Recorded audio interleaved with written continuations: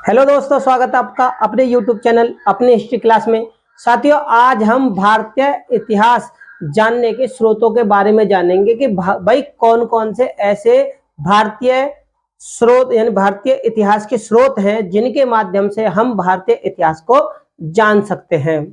तो शुरू करते हैं। क्या भारतीय इतिहास यानी यानी इतिहास इतिहास जानने के स्रोतों के बारे में।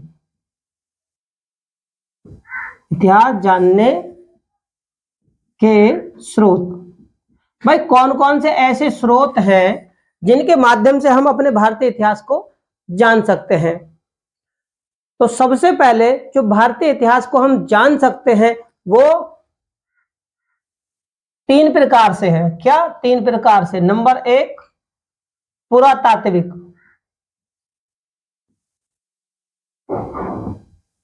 पुरातात्विक स्रोत। पुरातात्विक स्रोतों के माध्यम से भी हम भारतीय इतिहास को जान सकते हैं। दूसरा होता है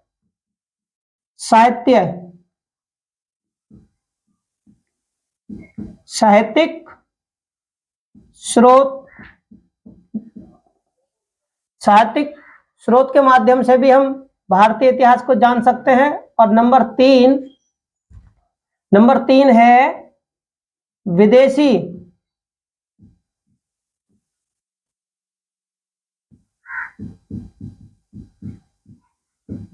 यात्रियों के विवरण से।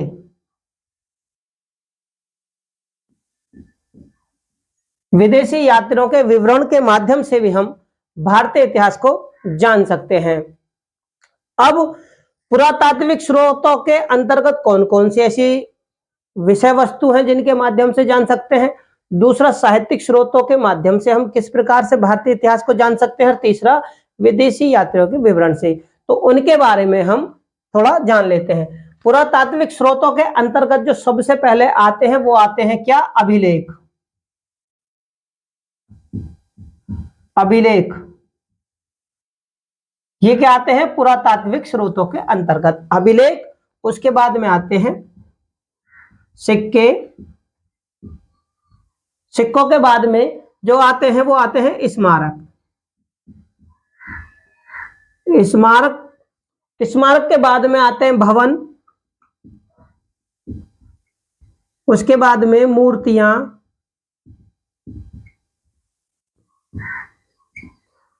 भवन, मूर्तियां और चित्रकला।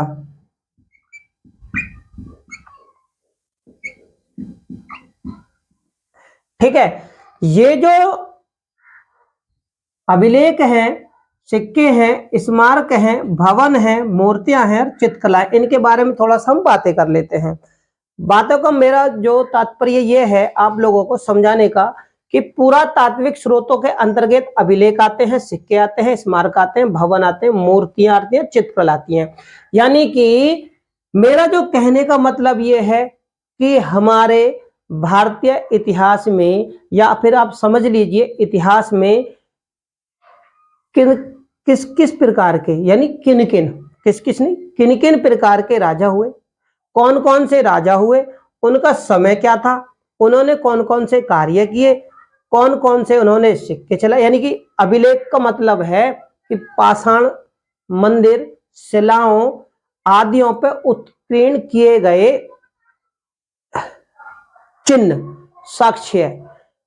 इसका मतलब यह है कि कौन से तो देखो उस समय राजा थे, उन्होंने क्या क्या कार्य किए, और वो जो कार्य हैं कौन कौन से अभिलेखों के माध्यम से, यानी कि शिलाओं पर, दीवारों पर, मंदिरों पर, भित्तों पर कौन कौन से उन्होंने साक्ष्य छोड़े, तो वो अभिलेखों के अंतर्गत आते हैं। यानी कि ये जो अभिलेख हैं वो बताते हैं कि कौन से समय में कौन सा राजा था और उसने कौन कौन से महत्वपूर्ण कार्य किए। ठीक है ना? तो वो अभिलेखों के माध्यम से हमें मालूम चलता है। इसके बारे में हम विस्तार से पढ़ेंगे। बात करते हैं सिक्कों के बारे में। भाई सिक्के भी हमें भारतीय इतिहास जानने में महत्वपूर्ण कारगर साबित होते हैं। क्यों होते? इन्हीं के माध्यम से हमें पता चलती है कि हमारा इतिहास जो था, यानी प्राचीन इतिहास, वो किस प्रकार से प्रचलन में था उस समय, क्योंकि सिक्के हमें ये बताते हैं कि राजा का जो वस्तु विनिमय था, लेन देन, वो किस प्रकार से था, किस प्रकार से राजा थे, किस प्रकार के वो सिक्के चलाते थे, वैभव कैसा था, लेन देन कैसा था, वो सिक्कों के माध्यम से हमें हमारे इतिहास जानने में महत्वपूर्ण सुविधा होती है। यानी ये सिक्के भी हमें इतिहास को जानने में महत्वपूर्ण लाभदायक सिद्ध होते हैं। स्मारक, भवन, मूर्तियां और चित्रकला, ये सभी अपने अपने किरदार को निभाते क्यों?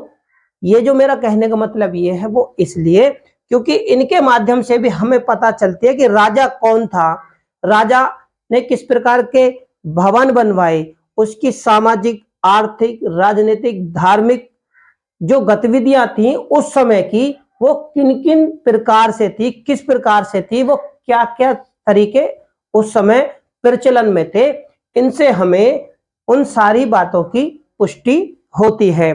तो ये इनके बारे में हम विस्तार से अपने आने वाली वीडियो के माध्यम से जानेंगे। बात करते हैं साहित्यिक स्रोत, जैसे कि पुरातात्व स्रोत। पुरा मतलब प्राचीन तत्वों के स्रोत, पुरा मतलब पुराने प्राचीन तत्वों के स्रोत। इनके माध्यम से हमें भारतीय इतिहास को जानने की जानकारी मिलती है। उसके बाद में आते हैं साहित्यिक स्रोत। साहित्यिक स्रोत दो प्रकार के होते हैं। कितने? दो प्रकार के।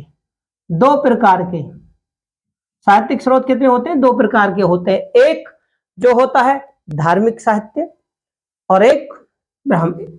तो क्या लिखेंगे? धार्मिक, धार्मिक साहित्य,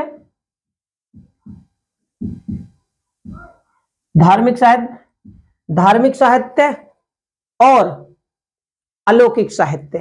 धार्मिक साहित्य और अलौकिक।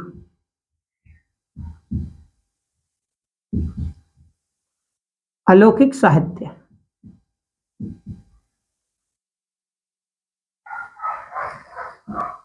भारतीय इतिहास जानने के लिए हमें दो साहित्य से बहुत ज्यादा भारतीय इतिहास के बारे में जानने को मिलता है, जो कि साहित्यिक स्रोत के अंतर्गत आते हैं। ये दो प्रकार के होते हैं, एक होता है धार्मिक साहित्य, एक होता है अलौकिक साहित्य। ठीक है। धार्मिक साहित्य में ब्राह्मण साहित्य या ब्राह्मणों के बाद, यानी ब्राह्मणों उत्तर के बाद के जो ग्रंथ हैं उनके बारे में हम जान सकते हैं। अगर बात करें धार्मिक साहित्य में, तो देखो ब्राह्मण साहित्य में कौन कौन से धार्मिक साहित्य में आते हैं? वेद, पुराण, वेद, पुराण और उपनिषद, रामायण, महाभारत, संस्कृत ग्रंथ। उपनिषद, रामायण, रामायण, महाभारत और संस्कृत ग्रंथ।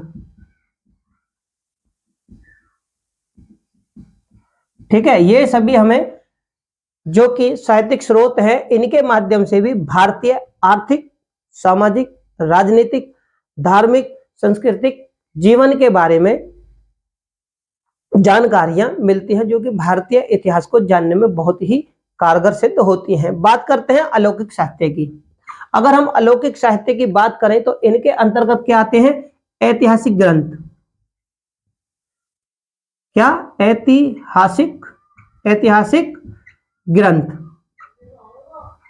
ऐतिहासिक ग्रंथ इसके अंतर्गत आते हैं, है ना? जीवनी, सॉरी, जीवनी आती हैं, जीवनी। जीवनी के बाद में कल्पना प्रदान गल्प साहित्य। ठीक है ना? गल्प साहित्य, इनके माध्यम से भी हमें भारतीय इतिहास को जानने की सुविधाएं मिलती हैं। दूसरी बात, अगर हम बात करें ब्राह्मणों के बाद, ब्राह्मण उत्तर के बाद, अगर ब्राह्मण उत्तर की अगर हम बात करें तो इसमें हमें क्या क्या कौन कौन से ऐसे ग्रंथ हैं, क्योंकि हम साहित्य की बात कर रहे हैं तो साहित्य में पुस्तक और ग्रंथ ही ज्यादातर भारतीय इतिहास जानने में सुविधाजनक, लाभदायक सिद्ध हुए। सुविधाजनक, लाभदायक नहीं, इनके माध्यम से हमें भारतीय इतिहास जानने के स्रोत मिलते हैं। इनमें अगर क्या कहते, ब्राह्मणों के बाद के, यानी जो कि ब्राह्मणों का युग था, ब्राह्मणों का युग कौन सा था? आप एक तरीके से मान लीजिए वैदिक युग। वैदिक युग मतलब जहां वेद, पुराण, उपनिषद, रामायण, भारत या संस्कृत ग्रंथ आते थे, तो उनके बाद में अगर बात करें तो ये आता है ब्राह्मणों के बाद में। कौन सा युग आया था? तो वो आया था जैन धर्म और बौद्ध धर्म। तो इनके ब्राह्मणों के बाद की बात करें तो जैन ग्रंथ, और बौद्ध ग्रंथ, ये भी हमें भारतीय इतिहास जानने में बहुत लाभदायक है। इनके माध्यम से भी हम भारतीय इतिहास को जान सकते हैं।